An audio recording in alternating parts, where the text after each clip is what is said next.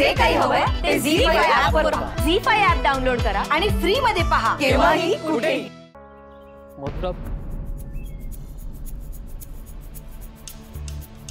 Madhura please बोल ना काहीतरी. तू काहीच बोलली नाहीयेस का मीरा बहिणीची? मधुरा बोल प्लीज. सॉरी मी काय बोलू?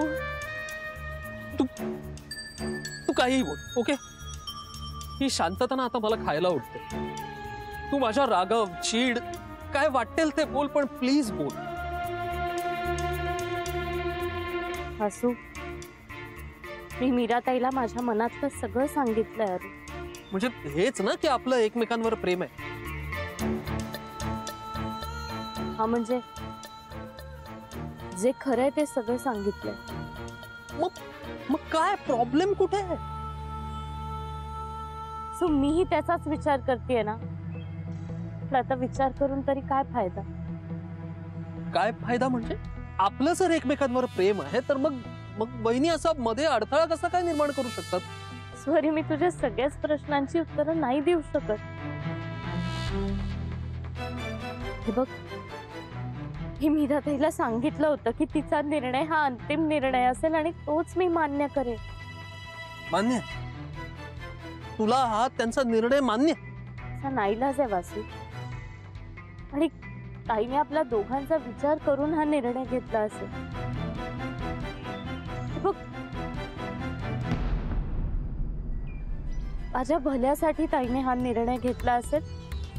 मी नाही जाऊ शकत या क्षणी तिच्या शब्दाबाहेर. अरे हा काय खेळ आहे का?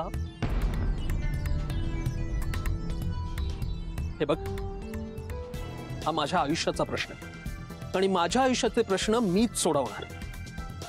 आणि इतर कुणी वाटेल तसं नाही खेळू शकत माझ्या आयुष्याशी.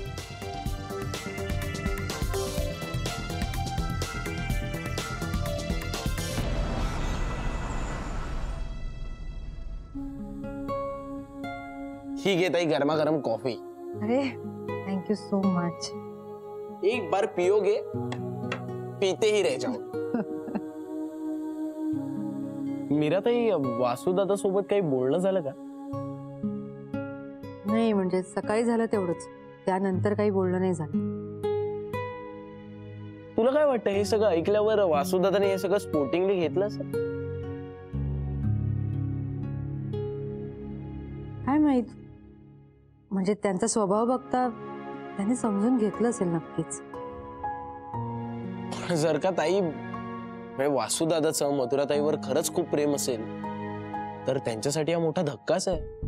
हो अथर्व, वासुभाऊजींचं खूप प्रेम आहे मधुरावर.